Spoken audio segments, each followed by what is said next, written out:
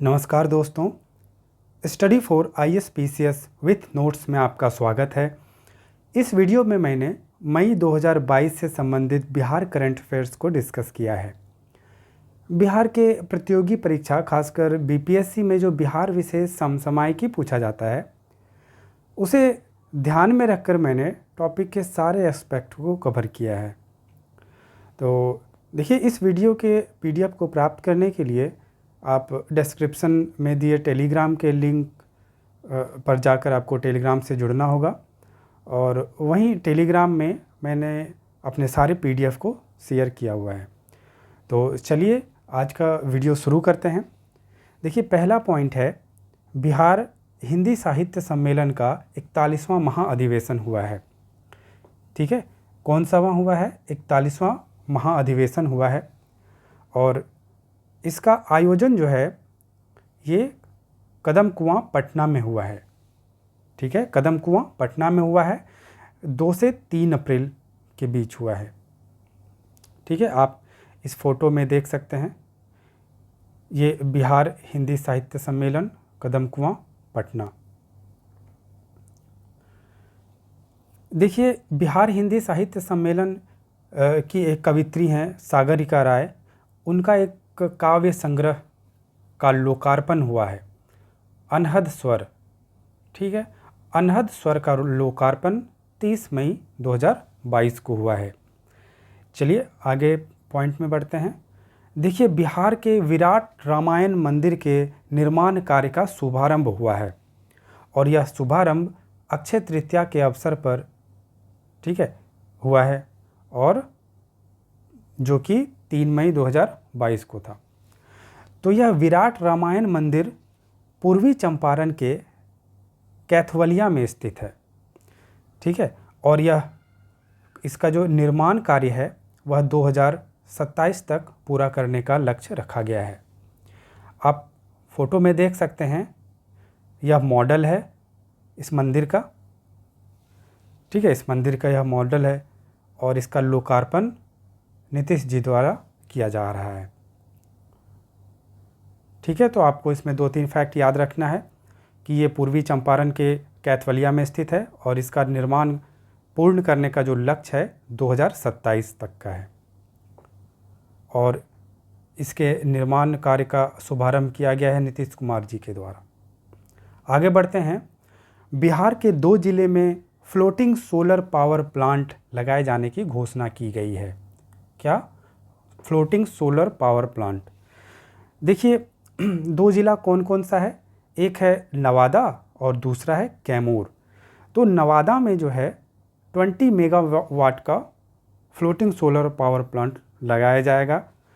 तो नवादा में कहाँ? तो नवादा में फुलवरिया डैम। देखिए, ये फुलवरिया डैम का फिगर है, आप देख सकते हैं, यह फुलवरिया डैम है और यहीं पर फ्लोटिंग सोलर पावर प्लांट लगाए जाने की घोषणा की गई है। और दूसरा है कैमूर जिला में, कैमूर जिले के दुर्गावती डैम में, और यहाँ पर 30 मेगावाट का solar power plant, floating solar power plant लगाया जाएगा।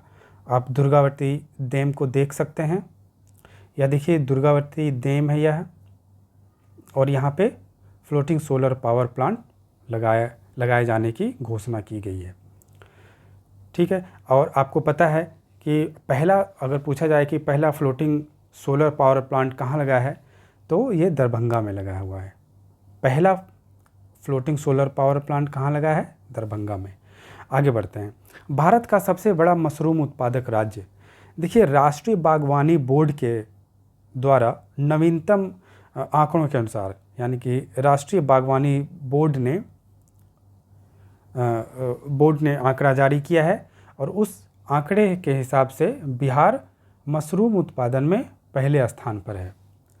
देखिए, भारत के कुल मशरूम उत्पादन में बिहार का कितना योगदान है? 10%। यह डाटा महत्वपूर्ण है। अगर पूछा जाए कि भारत में जितने भी मशरूम उत्पादन हैं उसमें बिहार का कितना योगदान है, तो वह है 10%। आगे बढ़ते हैं। देखिए, बिहार आपदा फरिश्ता सम्मान 2022, यह सम्मान पूर्वी चंपारण के झिटकहिया गांव निवासी संतोष कुमार को मिला है। तो किस लिए मिला है? तो यह सम्मान प्राकृतिक आपदा में उत्कृष्ट योगदान के लिए दिया गया है। आगे बढ़ते हैं। देखिए, चक्रवाती तूफान आसानी, यह बहुत महत्वपूर्ण है। मई 2022 को बंगाल की खाड़ी में यह तूफान आया था और इस तूफान के आने के कारण बिहार के 18 जिलों में येलो अलर्ट जारी किया गया था।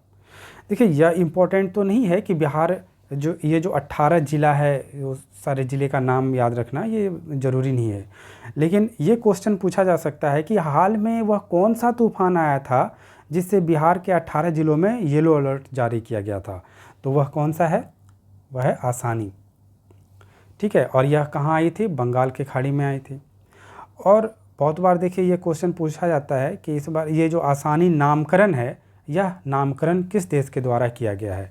तो यह श्रीलंका के द्वारा किया गया है।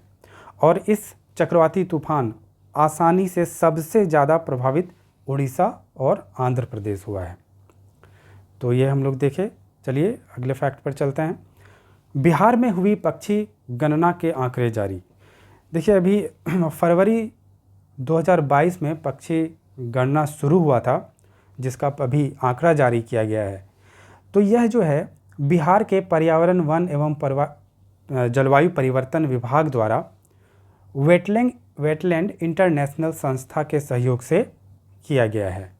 तो बिहार के पर्यावरण, वन एवं जलवायु परिवर्तन विभाग के साथ किसने सहयोग किया है? तो यह आप याद रखिएगा, यह वेटलैंड इंटरनेशनल संस्था ने सहयोग किया है। तो इनके द्वारा जो आंकड़ा निकाला गया है उसमें कुल पक्षियों की संख्या कितनी है? 45,173। और इस 45,173 में 39,317 जो है जलीय पक्षी है। 39,317 जलीय पक्षी हैं। और ये जो कुल पक्षी है, तो यह कुल पक्षी राज्य के कुल 68 जलाशय में कुल पक्षियों की 202 प्रजातियां पाई गई है। ठीक है, 202 प्रजातियां पाई गई है। और इस 202 प्रजातियों में 101 प्रजाति जो है वो स्थलीय है, 21 जलीय प्रकृति से जुड़ी हुई है, यानी कि पूर्णतः जलीय नहीं है, और 80 जो है वो पूर्णतः जलीय प्रजाति की है। ठीक है, तो आप बस ये याद रखिएगा कि कुल में ज़्यादा जलीय है। देखिए, पक्षियों की संख्या के आधार पर गोगा बिल झील जो है वहाँ पर ज़्यादा मात्रा में पक्षी पाया गया, और दूसरे नंबर पे आता है इंद्रपुरी बैराज, और तीसरे नंबर पे नागी नकटी डैम। ठीक है, पक्षियों की संख्या के आधार पर गोगा बिल झील प्रथम स्थान पे आता है। आगे बढ़ते हैं। देखिए, आप नागी नकटी डैम का यह पिक देख सकते हैं।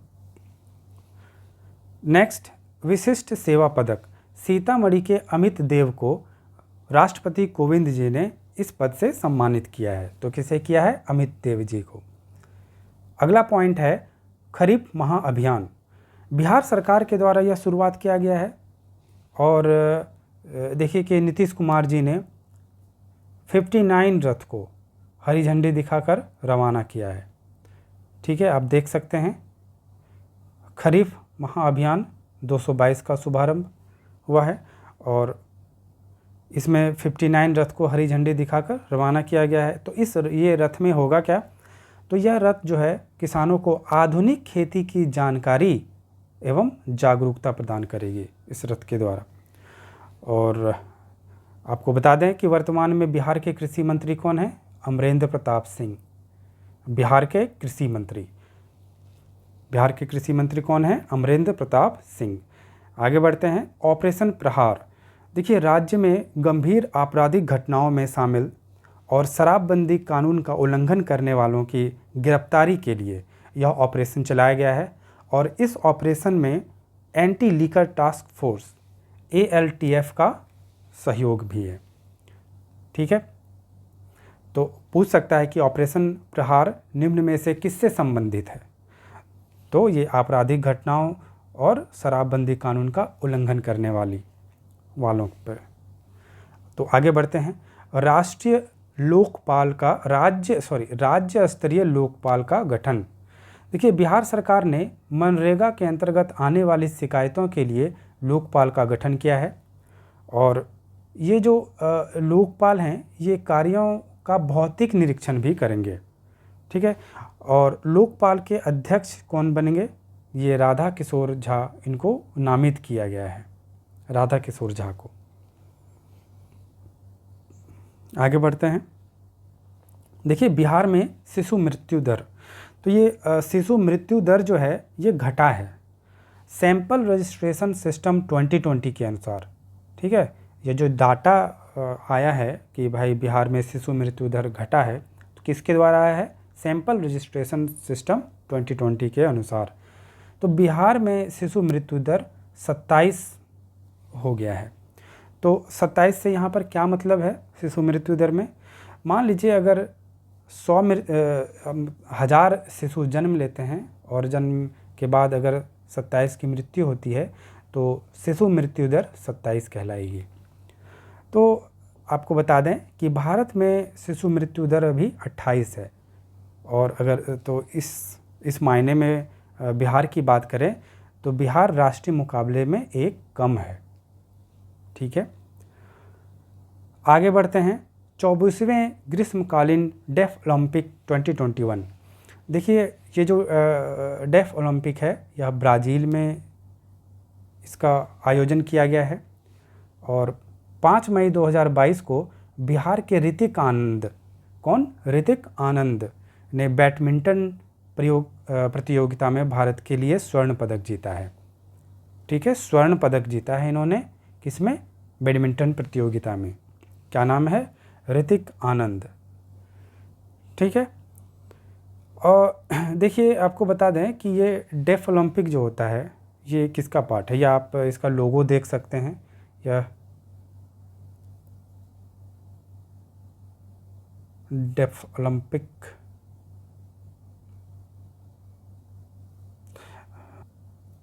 तो ये लोगो आप देख सकते हैं।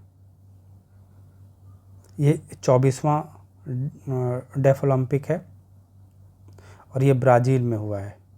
ठीक है। देखिए, 3 प्रकार का ओलंपिक का आयोजन किया जाता है। एक तो होता है सामान्य ओलंपिक। तो सामान्य ओलंपिक में सामान्य खिलाड़ी भाग लेते हैं, सभी खिलाड़ी भाग लेते हैं। एक होता है पैरा ओलंपिक। पैरा ओलंपिक में जो दिव्यांग खिलाड़ी होते हैं वे लोग भाग लेते हैं। और फिर तीसरा होता है डेफ ओलंपिक। डेफ ओलंपिक में जो ना सुन सकते हैं और ना ही जो बोल सकते हैं, ऐसे खिलाड़ी इसमें भाग लेते हैं। तो इस डेफ ओलंपिक में ही हमारे ऋतिक आनंद जी ने बैडमिंटन प्रतियोगिता में भारत के लिए स्वर्ण पदक जीता है। चलिए आगे बढ़ते हैं। बिहार औद्योगिक निवेश प्रोत्साहन नीति वस्त्र व चर्म 2022। देखिए, 26 मई 2022 को औद्योगिकीकरण को बढ़ावा देने के लिए बिहार राज्य कैबिनेट में इस पॉलिसी की मंजूरी दी गई। तो मंजूरी कब दी गई है? 26 मई 2022 को। किसके लिए? तो औद्योगिकीकरण को बढ़ावा देने के लिए। देखिए, लेदर और टेक्सटाइल के निर्माण में निवेश करने वाले निवेशकों को बिहार में 10 करोड़ रुपए तक का अनुदान दिया जाएगा। ठीक है, इस प्रोत्साहन नीति के अंतर्गत कितने? 10 करोड़ रुपए तक का अनुदान मिलेगा। और इस नीति का उद्देश्य क्या है? तो इस नीति का उद्देश्य है बिहार को वस्त्र व चर्म उद्योग का हब बनाना। और हम लोग जानते हैं कि बिहार के उद्योग मंत्री कौन हैं? शाहनवाज हुसैन जी। आप ये देख सकते हैं, ये शाहनवाज हुसैन जी हैं और हमारे सीएम नीतीश कुमार जी हैं। बिहार औद्योगिक निवेश प्रोत्साहन नीति वस्त्र व चमड़ा नीति 2022। ठीक है, आगे बढ़ते हैं।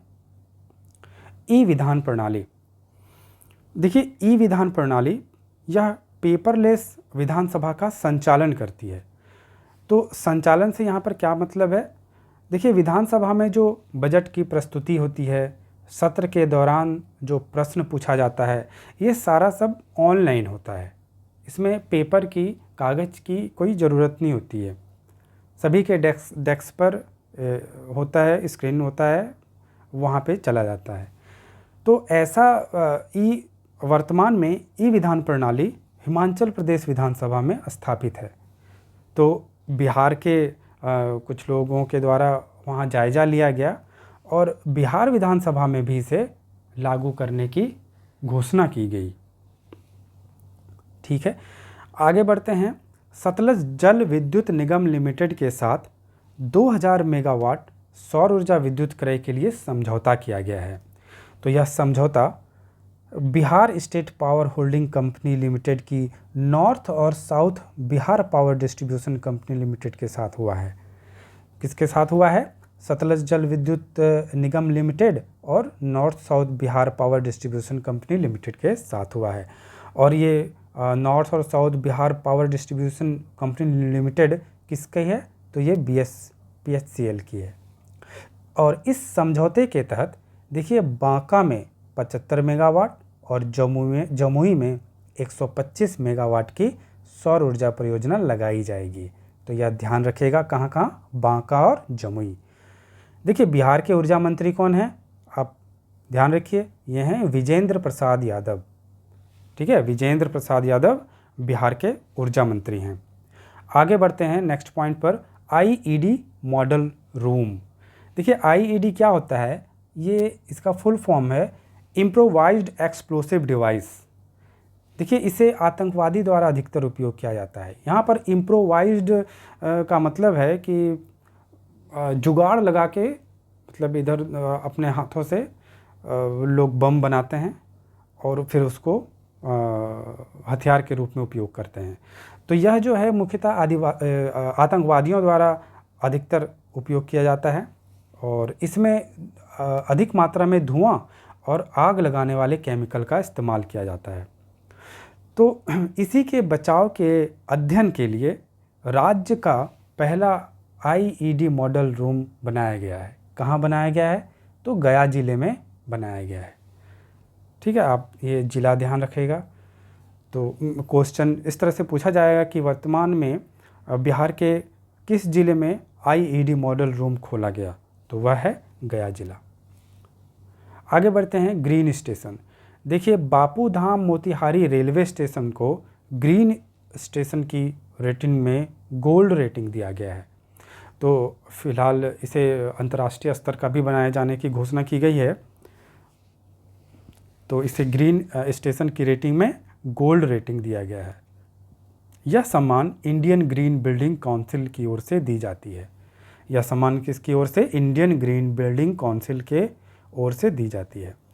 और यह सम्मान क्यों दिया गया?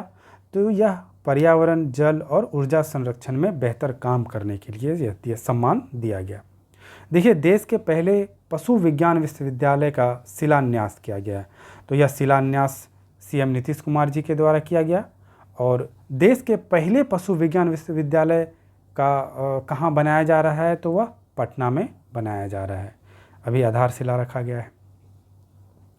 आगे बढ़ते हैं, बिहार के किस जिले में राज्य का दूसरा डॉपलर रडार लगाए जाने की घोषणा की गई है? तो यह घोषणा जो है पूर्णिया जिले में की गई है। राज्य का दूसरा डॉपलर रडार कहाँ लगाया जाएगा? तो पूर्णिया में लगाया जाएगा। देखिए कि बंगाल की खाड़ी के समीप होने के कारण राज्य में मौसम संबंधी गतिविधियों के बारे में सटीक जानकारी प्राप्त होगी इससे।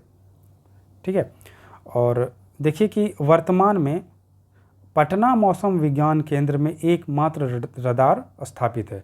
तो पूर्णिया में ये तो दूसरा डॉपलर रडार लगाए जाने की घोषणा ही की गई है अभी। तो पहला कहाँ है? पहला है पटना मौसम विज्ञान केंद्र में। देखिए डॉपलर रडार ऐसा ही होता है। यह है डॉपलर रडार, आप देख सकते हैं फिगर में। यह पटना मौसम विज्ञान केंद्र में स्थापित है। नेक्स्ट पॉइंट पे चलते हैं, प्रधानमंत्री आयुष्मान भारत योजना। इस योजना के तहत बिहार राज्य में स्कूल स्वास्थ्य कार्यक्रम को 9 जिले में विस्तारित किया गया है। तो यह 9 जिला कौन कौन सा है? यह है अररिया, औरंगाबाद, बांका, बेगूसराय, खगड़िया, मुजफ्फरपुर, नवादा, नालंदा और शेखपुरा। देखिए यह जो योजना है यह भारत सरकार की एक स्वास्थ्य योजना है जिसे 1 अप्रैल 2018 को पूरे भारत में लागू किया गया था।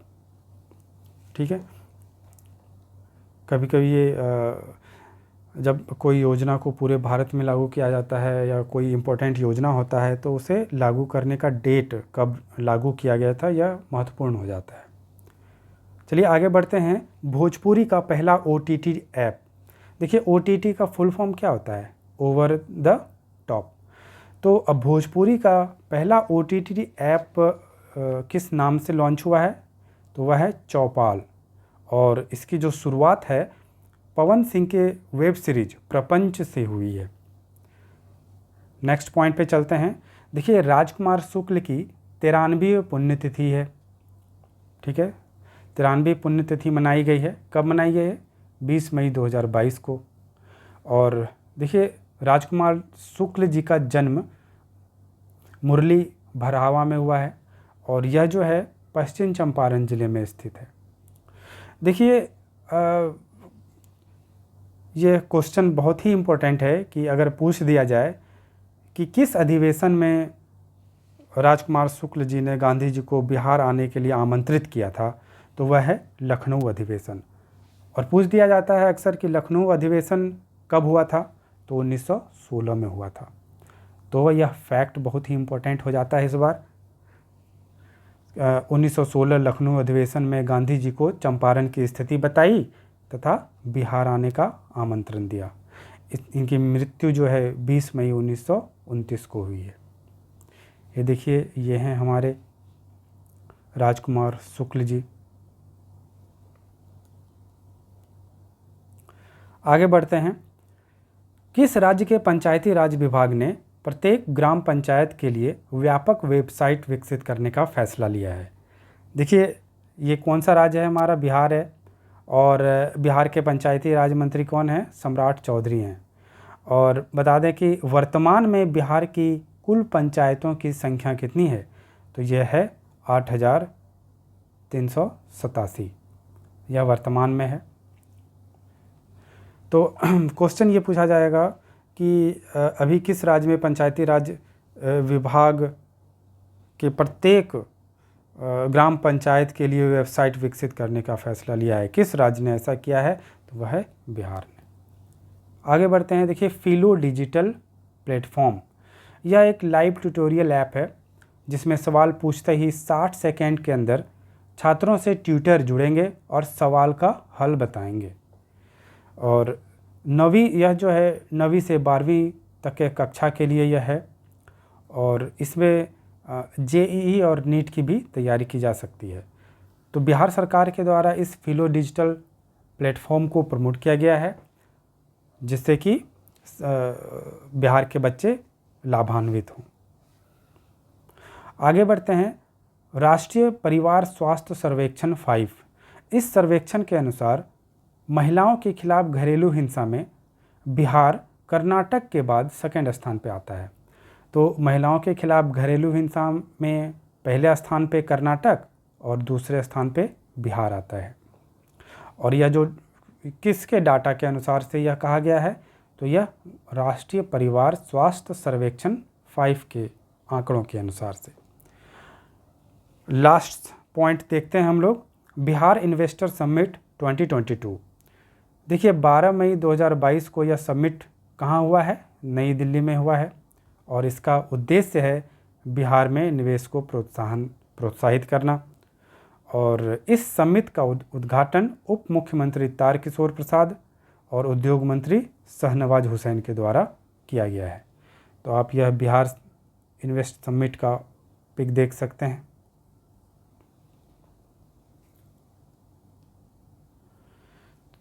तो यह था मई 2022 से संबंधित बिहार करंट अफेयर। अगर वीडियो अच्छा लगे तो लाइक कीजिए, हमारे चैनल को सब्सक्राइब कीजिए। ठीक है, थैंक यू वेरी मच।